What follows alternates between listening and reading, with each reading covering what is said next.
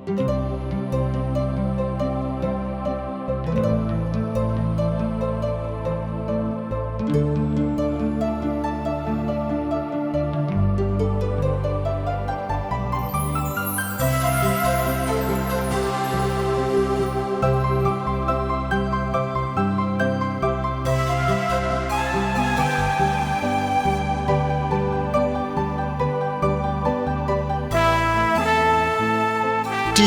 का प्रस्तुति जिंदगी की राह बाइबल की पुस्तक का क्रम से अध्ययन हवे, जौना में आपके उ सब मिली जीवन की परमेश्वर द्वारा बचावे और मसीह नियर जिए खातिर जरूरी है।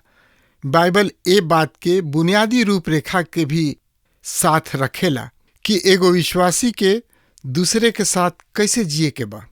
जे यीशु के पाछा चलेला, कृपा करके देखी सुनी ताकि परमेश्वर आपकी जिंदगी का रास्ता बतावस।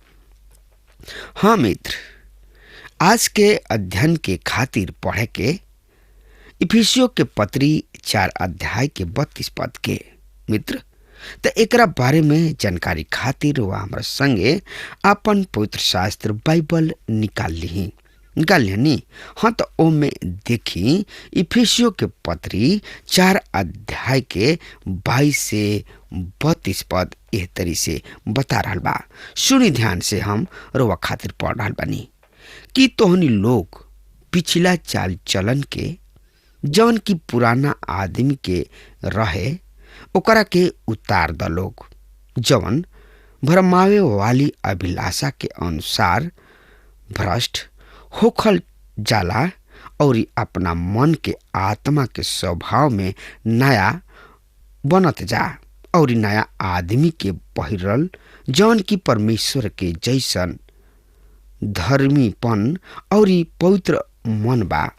एह कारण तोहनी लोग में से प्रत्येक झूठ बोलल छोड़ के अपना पड़ोसी से सच बोला लोग, ताकि हमनी के आपस में एक दूसरा के अंग होई जा।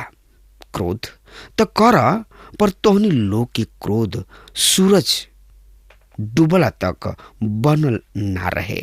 शैतान के अवसर मत द। चोरी करे वाला फिर चोरी ना करे, पर भलाई करे खातिर अपना हाथ से मेहनत करे, जौना से कि आवश्यकता में पड़ल के देवे खातिर ओहनी लोग किने होखे।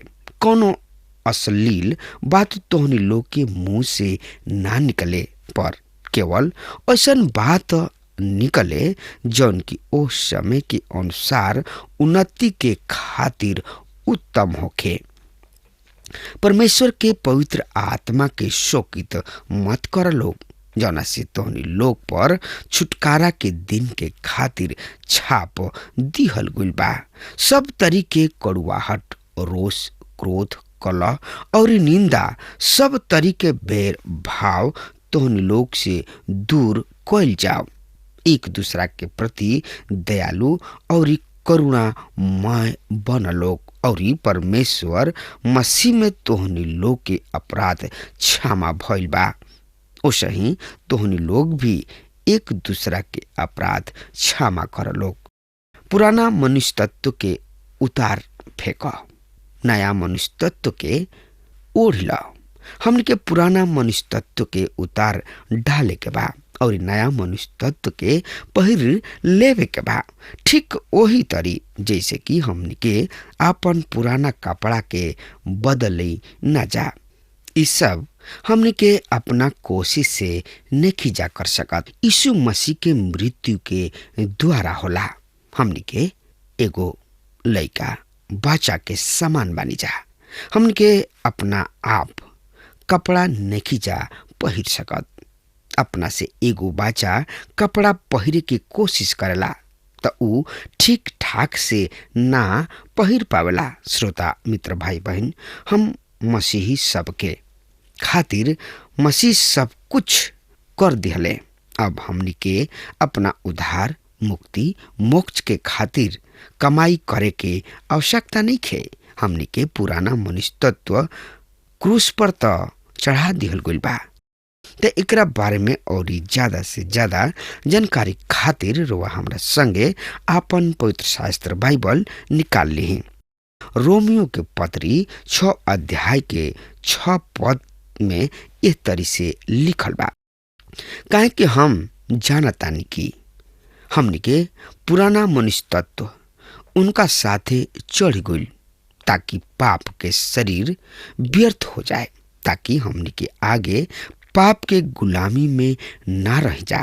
पाप हमनी के जिंदगी के ना चलावेला, हमनी के शरीर हमनी के अपना वश में ना रखेला, बल्कि हमनी के पवित्र आत्मा के चलौले चली न जा। अब हमनी के भीतरी एगो नया स्वभाव बा, ई पवित्र आत्मा के परिणाम ह। यदि केहू शरीर में बा त उ नया सृष्टि ह। नया सृष्टि होखला के कारण हमनी के भीतरी एगो नया स्वभाव के होखे के चाही। आगे बा, जे परमेश्वर के अनुसार सत्य के धार्मिकता में बनावल यानी कि सृजल गुल बा। एकरा से पता चलता कि हमनी के मसीह के धार्मिकता के पहिर ले बानी जा, और इस सब पवित्र आत्मा के कारण ह। हमनी के धर्मी ठहरावल गोइल बा। हमनी के मसीह में होखला के कारण स्वर्गीय स्थान में वास करब जा। श्रोता मित्र भाई बहन, ई कतना बड़ बात बा कि हमनी के स्वर्ग स्थान में जगह मिली। मित्र, त एकरा बारे में और ज्यादा से ज्यादा जानकारी खातिर वह हमरा संगे पढ़े खातिर वह अपन पवित्र शास्त्र बाइबल से देखी। इफिसियों के पत्री 4 अध्याय के 25 से 27 पद में एक तरी से लिखल बा, एक कारण तोहनी लोग में से प्रत्येक झूठ बोले वाला छोड़ के अपना पड़ोसी से सच बोला, काहे कि हमनी के आपस में एक दूसरा के अंग हैं जा। क्रोध तो कर लोग, पर तोहनी लोग के क्रोध सूरज डूबला तक बनल ना रहे। पौलुस वही मनाही के ओर लौटताने जौन की 17वां पद में बा। विश्वासी सबसे ई कहल गइल बा कि ऊ आन जाति सबके ऐसन चाल चलन मत चल लोग। इस सब पद पत्री में याद दिलावता। ए कारण झूठ बोलल छोड़ के हर एगो अपना पड़ोसी से सच बोला।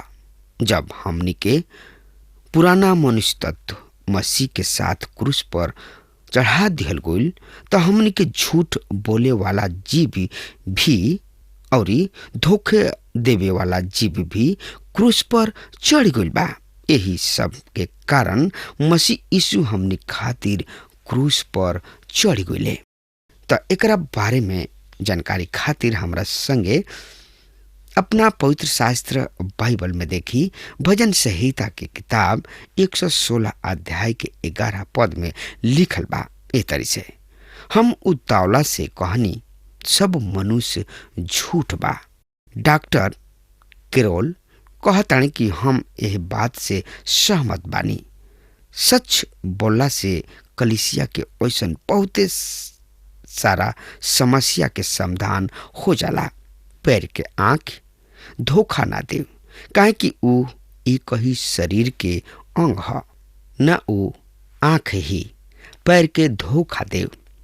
ऐसे कलीसिया में समस्या के बीच ईमानदारी और सच्चाई के होखल बहुते ही जरूरी बा।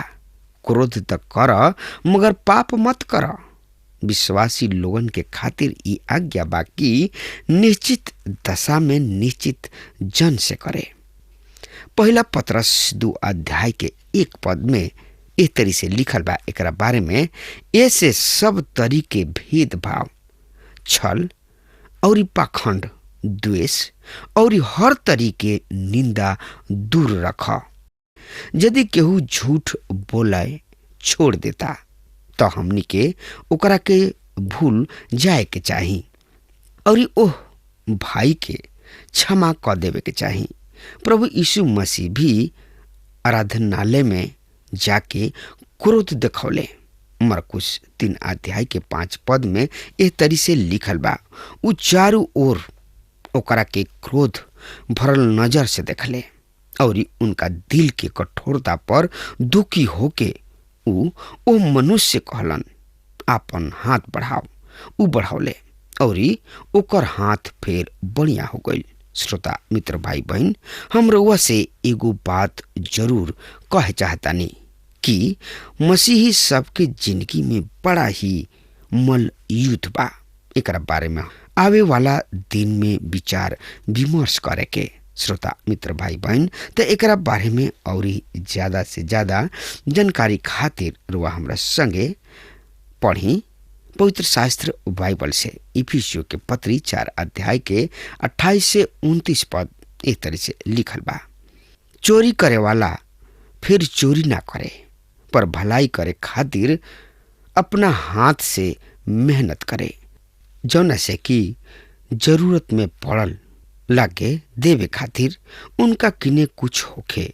कोनो अश्लील बात तोहनी लोग के मुंह से ना निकले, पर केवल ऐसन बात निकले जौन की उस समय की आवश्यकता के अनुसार उन्नति के खातिर उत्तम होखे, जौन से कि सुने वाला पर अनुग्रह होखे।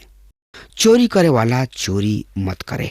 मनुष्य पापी स्वभाव के कारण चोर है, साथ ही साथ झूठा है।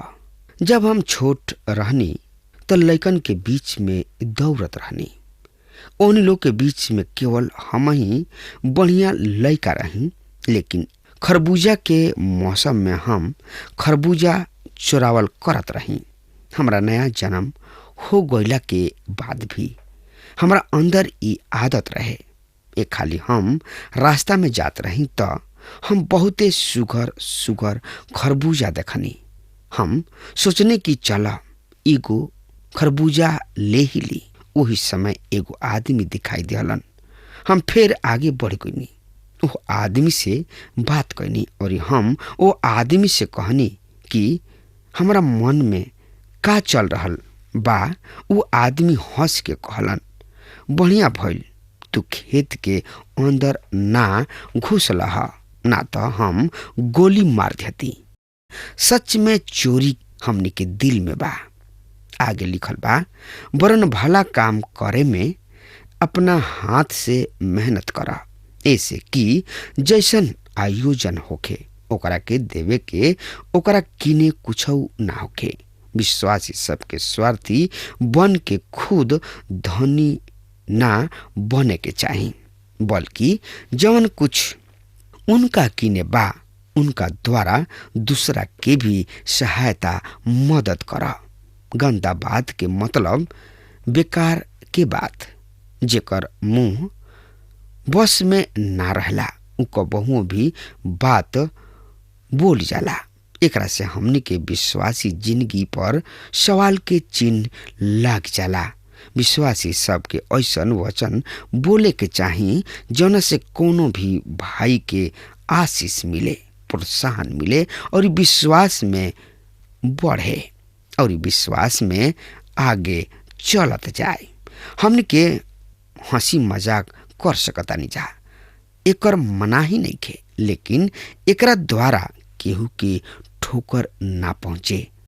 इफिसियो 4 अध्याय के 30 पद में लिखल बा, और ई परमेश्वर के पवित्र आत्मा के शोकित मत कर, जौना से तोहनी लोग पर छुटकारा के दिन के खातिर छाप दिहल गोइल होखे।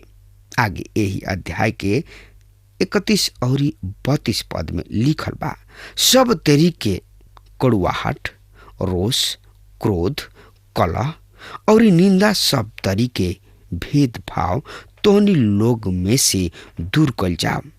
एक दूसरा के प्रति दयालु और करुणामय बना लोग, और परमेश्वर मसीह यीशु में जैसे तोहनी लोग के अपराध क्षमा कइल गइल, वही तरी ही तोहनी लोग एक दूसरा के अपराध क्षमा करा। कड़ुआहट एगो ऐसन चीज है जौन की दूसरा के प्रति हमन के मन के कठोर बना देला। अपना मन में कोनो कारणवश केहू के बात के मन में राखल रहल। जैसे पास्टर कबहुओ भी हमरा घरे ना आवेलन, हमनी खातिर दुआ प्रार्थना ना करलन, हमनी से हाथ ना मिलावलन।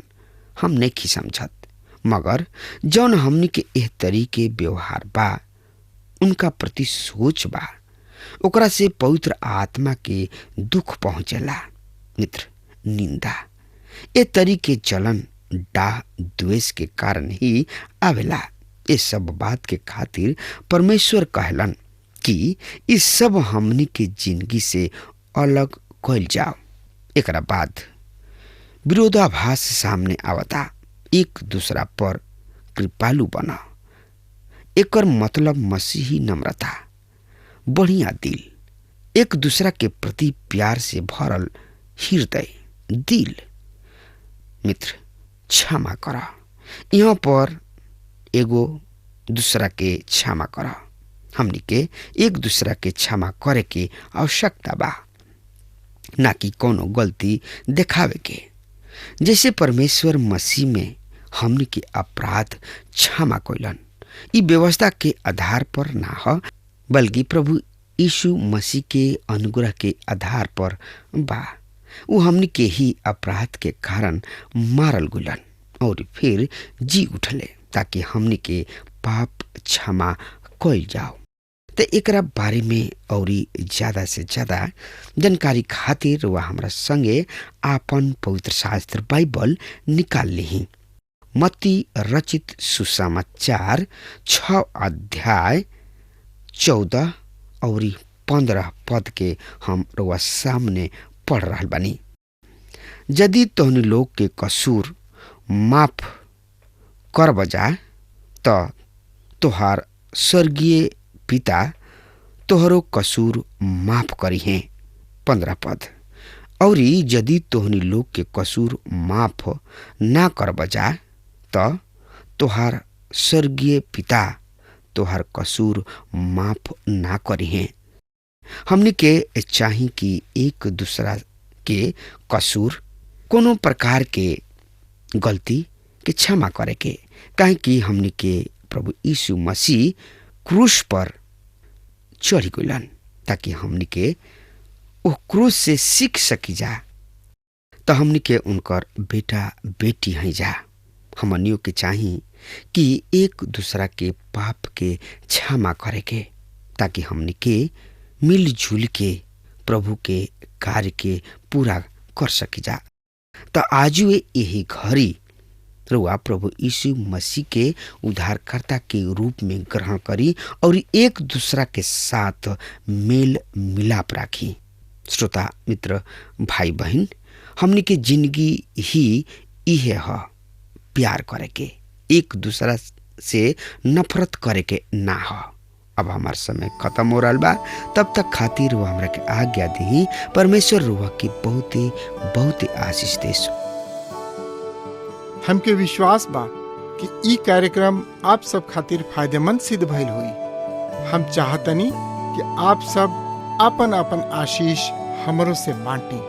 अगर आप सब के लगे बाइबल से चाहे आपकी निजी जिंदगी से कोनो सवाल होके, चाहे कोनो समस्या खातिर प्रार्थना करावे चाहतनी, तो हमारी फोन नंबर पर जरूर संपर्क करें। परमेश्वर आप सबके बहुत आशीष प्रदान करें और आज का दिन आप खातिर सुखद बनावे।